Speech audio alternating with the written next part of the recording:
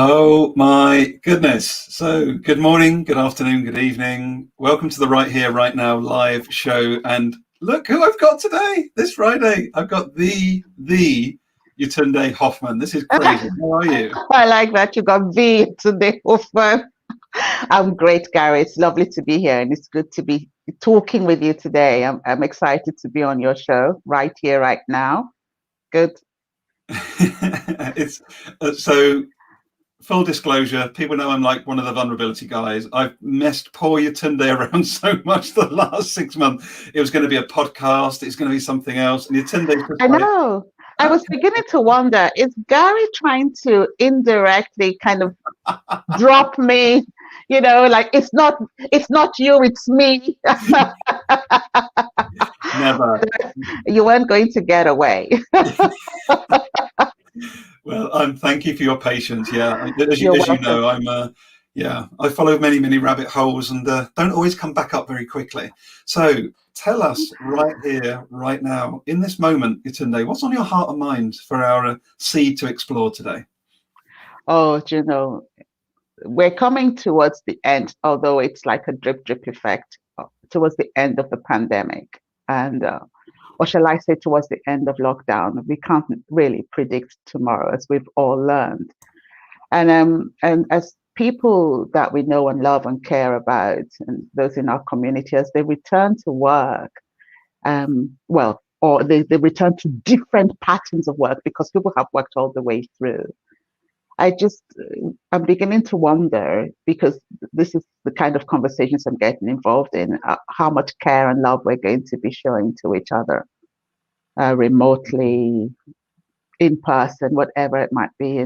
And whilst we've had some very dark challenges, I've been reflecting on how some good has come out of it as well, and the extent to which that good can be carried into work. So that's been top of mind for me, because I know that many people, some of my friends and loved ones, are very excited about particularly here in the UK, the lockdown being completely lifted, and I'm excited too, because we have more freedom apparently, but still, I just hope that the good that we've garnered in the period of adversity we've faced is carried forward. So that's one thing that's really top of mind for me. Oh, do you know what really came up for me, Yetunde, as you shared that? And thank you for sharing. You're welcome. I've got a real bodily reaction to the word freedom. It's like, what the way we were living life pre-pandemic, was it really that free? Or are we going into something that can be more free spiritually and from a human point of view than maybe we believe was possible pre-pandemic? You know what, Gary, you're absolutely right, because freedom is a mindset, isn't it? It's how some people before lockdown, before any kind of restriction, may have been free, but not free, trapped instead by the prejudices we choose to have, the judgments we allow against ourselves and others. That's not freedom, is it? And therefore, it's the reason why, I suppose, just building on what you said, it's the reason why you may have people who are in jail, or who might be trapped in their bodies because of a disability, and yet have an immense sense of freedom. Wow. I knew it'd start nice and light. You don't get light with me. I love it. That's what I love. That's what I love about you, Yetunde. So tell us a little bit. We're going to keep exploring this. I think it's a beautiful topic. What I love about you and your work, that's you're an author, you're a speaker, you're a non-executive director. Thank you. So you come at all of this intersectionality, these multiple lenses of you as Yetunde. Yeah. It's very much grounded in love and connection. Absolutely. We're not used to that, I don't think, still in the workplace. Do you know what? I wasn't used to it either, Gary. But I learned the hard way that actually, if you don't come from a place of love, it's very difficult to. We kid ourselves, I believe. If we don't come from a place of love, it's very difficult to effect any result that we want to. We may believe we're effecting some results, but I can tell you from my experience, from what I've seen, from what I've known, you just, after a while, you run out of steam. It's the reason why we have organizations, leaders, and people spending lots of money investing in things to do with well-being, engagement surveys, productivity surveys, now diversity. Let's look at all kinds of initiatives. Happiness. How can we look at the happiness index? But actually, at the root, if we don't have love, none of that can work. So the intention behind all of those things are wonderful, and I applaud them.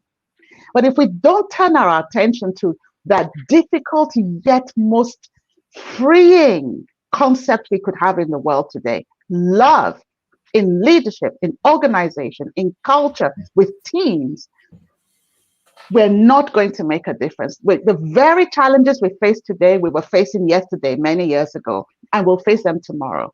But with love, we have a hope of moving forward. Now, you might say, Yetunde, what do you mean by love?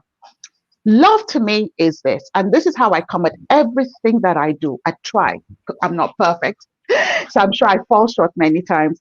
But love to me is that unconditional acceptance of all of who I am, what's and all, everything about me, and an unconditional acceptance of that. Because, and in so doing, being willing to accept you, my colleagues, my friends, my family, for all of who you are, what's and all, and being able to see the human being in you. That's where it starts. And I write about that in my book. I try and live by that in the work that I do. It's what I bring in my consulting work. It's what I bring in my coaching. It's what I bring in my teaching. I'm so excited about how you just communicated that, Yetunde, because I know at a felt level what you're sharing. And I've gone through my own, as you know, and many know, my own experience of what I call piecing myself back together again around it's okay to be vulnerable. It wasn't that bully's fault when I was a kid that they bullied me. They were hurting. You have to start to repiece these things. But yes, when you come at that, like I say, I have compassion for that bully that bullied me when I was 12, 13. I now know as an adult he was hurting. Yeah. There's no way if he loved himself, he would have beat me up. That's right. And so what you said is just so profound, because what I'm really excited by, and sorry, I just want to acknowledge Elisa's joined us from South Africa, I think. Good morning. Hello, Lisa. Good morning. Thanks for joining us. Good morning. Thank you. And what's so powerful is you spoke to a root cause. So we're spending so many billions of dollars and billions of man, woman, however you identify, hours on stuff. But we're mostly not talking about love and connection and self-worth. It's like the complete opposite of what we're talking about. Absolutely. And the reason why we don't talk about love and connection as much as we should is because there are so many different connotations of what love is, and there might be some negative ones. And what we've seen with movements like Me Too and so on, and a lot of employment law around sexual harassment, rightly so, by the way, all of those things have made it more challenging. But that's the more reason why we should really explore what it means, because sexual harassment isn't love. Oppressing another person isn't love. Actually, love is saying that you're human just like I am. Love is saying I can see you for the beauty that you are. I can see that you bleed like I do. I know that you're trying to do the best you can. We all are. And it means that we all lead. Whether we rule a nation or we're sleeping on the streets, we all have the same number of hours in the day. And how can my success be your success? How can your success be my success? That's what love is. And I think it really is the most critical leadership capability we need in leaders and in organizations. You can't be kind if you're not loving. You can't be compassionate if you're not loving. And it's the greatest need and gift we could give each other as human beings. Everybody wants to belong. Everyone, without exception, wants to feel like they connect in somewhere.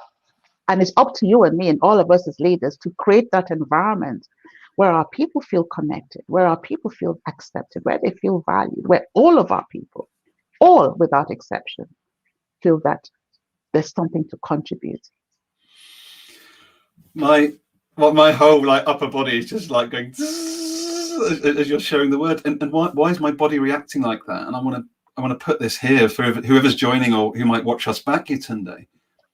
It's only because over the last few years I've allowed myself to feel that I can connect at a bodily level to what you're saying through your mouth. Yeah. 5 years ago, I would have gone, love, connection. Yeah, I know it's important, but because I didn't feel it. So there's something for me, and I love your thoughts, challenges. There's something about embodiment right now at this critical time as we go back to whatever work is, whatever life is, as we navigate with the pandemic. We've all felt differently the last 12, 18 months. It's not always been comfortable. Some of it's been terrifying. Some of it's been completely expansive. I wonder what your thoughts are around the importance of embodiment of feeling as we go forward versus just thinking about trying to feel. Absolutely. I think it's critical, and it's intertwined with love. And you are your own instrument. It's really, it's at the heart of self-mastery. You got to know, when people say, oh, and even at the very simplest of terms, oh, I'm angry. But the question is, where are you angry? Where do you feel the anger? Is it in your chest? Is it in your stomach? That somatic awareness is important always, because when you embody your feeling, not just what you're speaking it or thinking it, and it's all integrated, it allows you to see the ball coming in slow. There's a movie called, I think, 42. I can't remember where Chadwick Boseman played the role of one of the first Black baseball players in the U.S. And his coach was saying to him, when you are more in control of yourself, then you can see the ball come in slow. And what does that mean? It means that you're more able to respond than to react to situations. Because more times our bodies pick up information before the brain connects, and then the mouth. So therefore, when your body starts to react to something, you can sense and you can understand the language of your body. You're more able to respond in the moment in a way that is loving for you and for the person. God, it's so, this is a complete, like, where's the schools? Where's the universities that are teaching this stuff, Yetunde, really? I know. And I remember when I was in my executive career, in one of my jobs, I was responsible for leadership development in my organization. And I remember saying to some of the business schools that we were talking with and say, well, you're not doing enough at university and higher schools of education around the life skills that our leaders need. And therefore, they come into the business and we're having to train them all over again in terms of what's important, all those relational capabilities that you need. Because what we're talking about, Gary, is relational. Leadership is relational. Human beings are relational. Nobody is an island. And the world is a global village. And so we've got to be able to relate when we're together and when we are apart.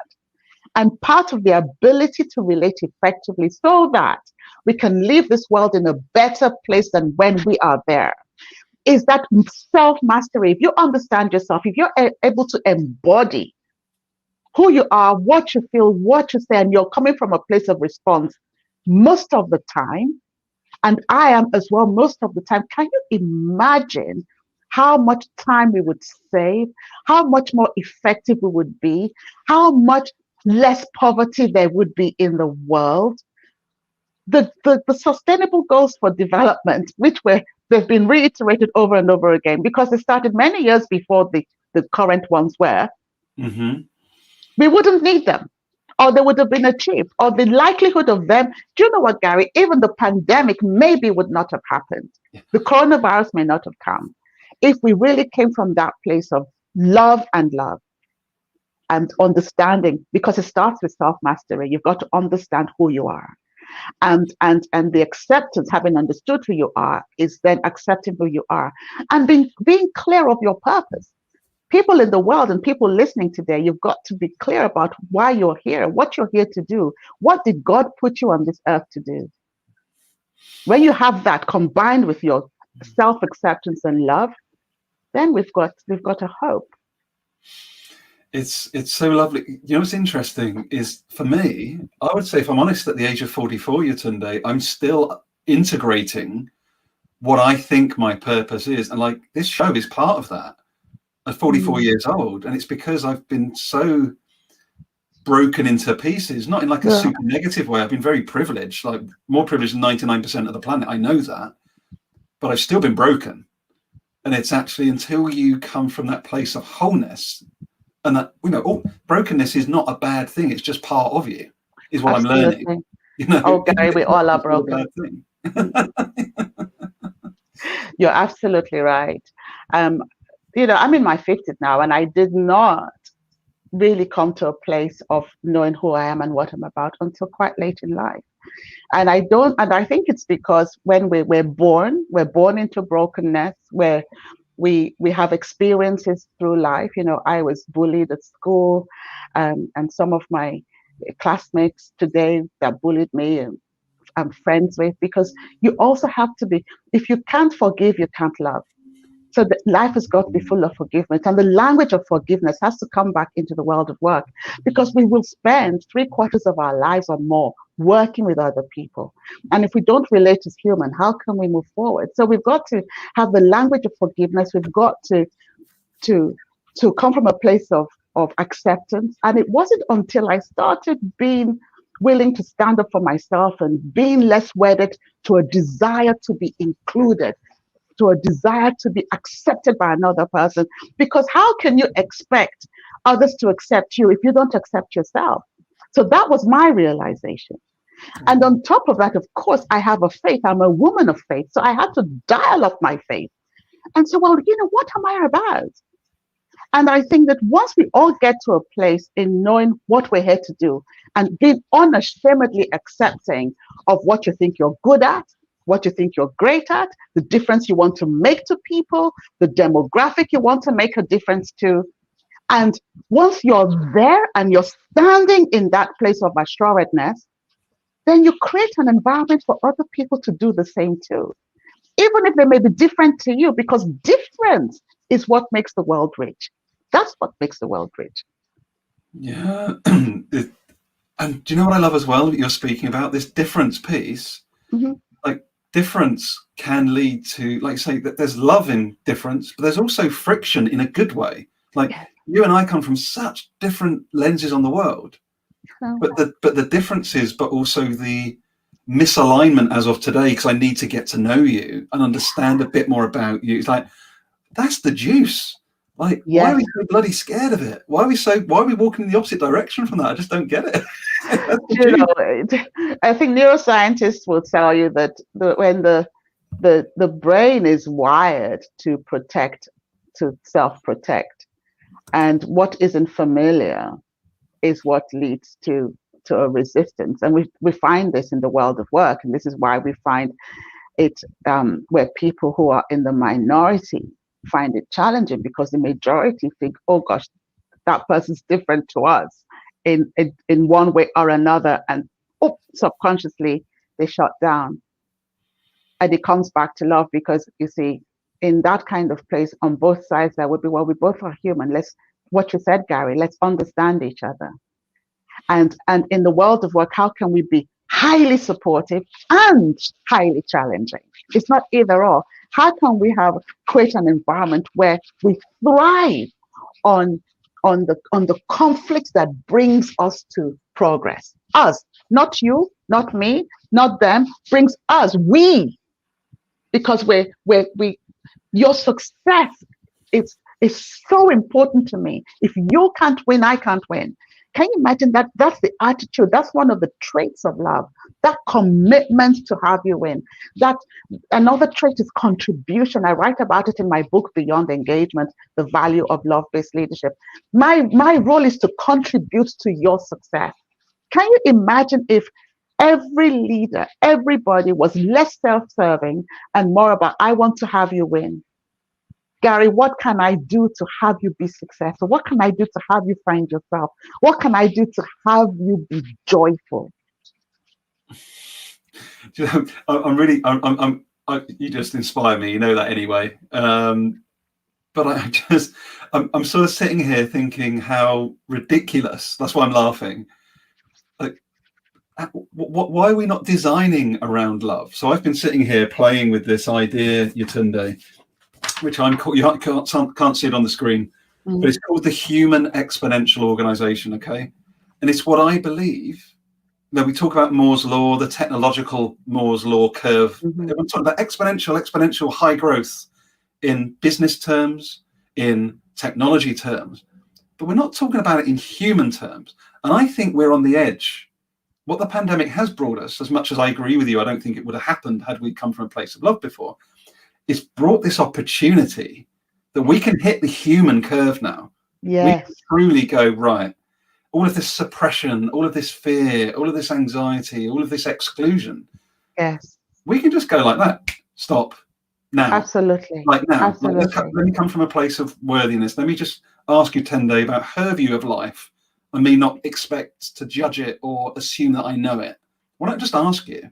Like, we can all do that now, can't we? Absolutely. Gary, I couldn't agree more with you, because always there's an opportunity. There's a dark cloud, there's a silver lining, and in adversity comes creativity.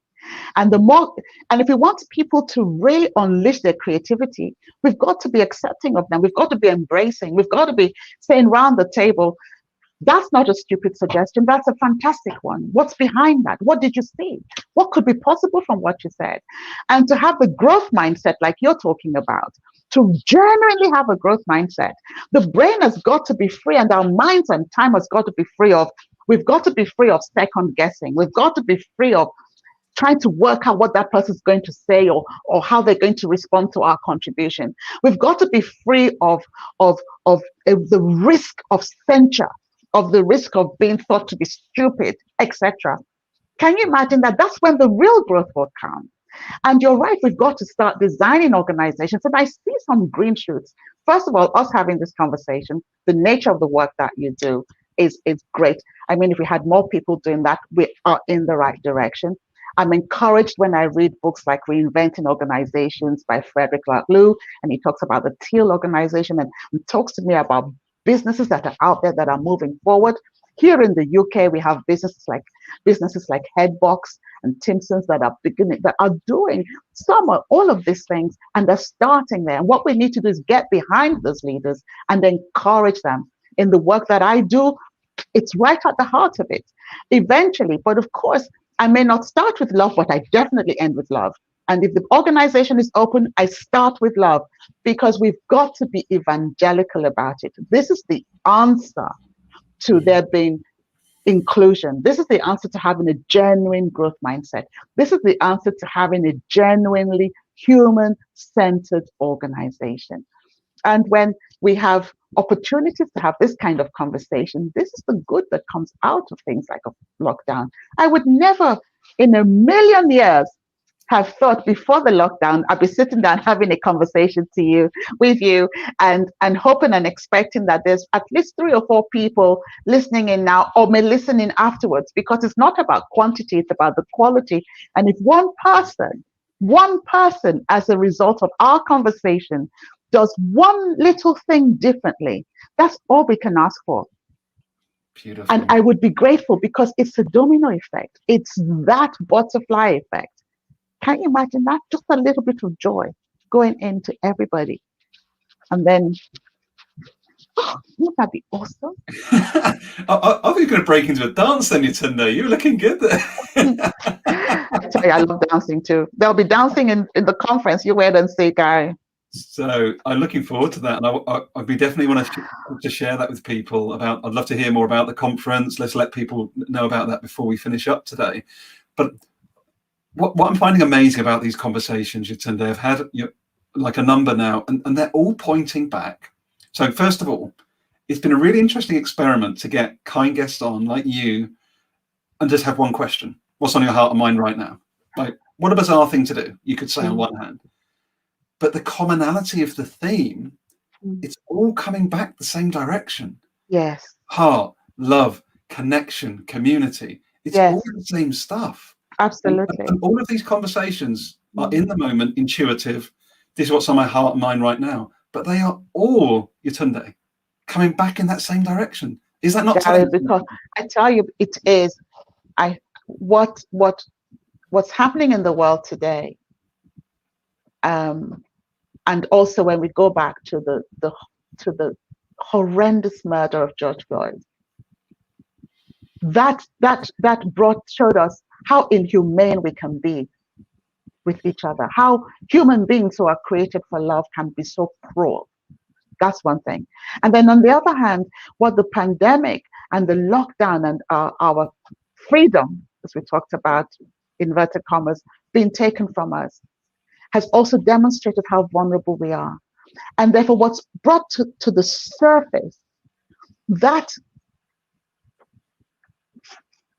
what they call frustration with what happened with George Floyd and the despair of the pandemic, when you combine the two, I think what we're appreciating and experiencing is the vulnerability of who we are as humans. And actually, when we strip it all back and we strip things bare, it goes back to that greatest need and gift. We are all keen to love and be loved. It's just that sometimes we have a distortion. Some people have a distortion of what it is. But at its purest form, it's who we are all wired to be. And that's what I think you're experiencing. And that's what we're experiencing here. Yeah, it's really profound, but beautifully obvious at the same time when we realize it's, and isn't it curious that, and I'm guilty of this, like I've spent so much time the last 6 months, Yetunde, going like, I'm not doing enough on the social justice challenge, and then I'm like, how do I try and help the chemical industry be more regenerative? And like I tear myself into a million pieces, trying to do 100% on all of them, yeah, and then going, hang on, if I just have these conversations a couple of times a week, this brings me as a whole human all together, which is my best place to be, is here right now with you, not absolutely. to be over there in 100 different directions. Exactly. Right here, right now. Because if you do your bit right here, right now, it enables another person to do their bit, like I'm doing my bit in partnership with you right here, right now. And whoever listens, the 1, 2, 3 handful of people who listen at some point, they're doing that bit by listening. And then as a result, they do something else. That's a domino effect. So if we all are comfortable in our own skin and we do with the very best intention, because I say that I just love nothing more than helping people and organizations get the very best out of who they are. But in doing that, I've got to really rely on getting the very best out of me. And that's what you've got to do, Gary. And content, because if we're stretching, my mother used to say something like, if you stretch your neck all the time looking over the fence, how are you going to cut your own grass so that you can stand on it? That's brilliant. And that's right. If we all do that and do that lovingly in support of one another, it's amazing. So I think you're doing a great thing. You keep going, Gary. You inspire me. You are more than generous, but thank you. I would love you as we wrap up. This is what happens as well if you're watching now or later on. This is flow. That's 28 minutes. Whatever minutes mean. Oh, I was just getting started. Seriously, but it's beautiful, and you've given so much wisdom. Like when I listen, like you really have. So thank you. There's so many gifts of wisdom throughout this conversation. Tell us just before we wrap up a little bit about your event that's coming up. We can't let that opportunity go. Oh, I'm so excited. On Friday, the 10th of December in London, we have the 4th conference of What's Your Story. Actually started in 2017. So yes, it's a fourth event. What's Your Story?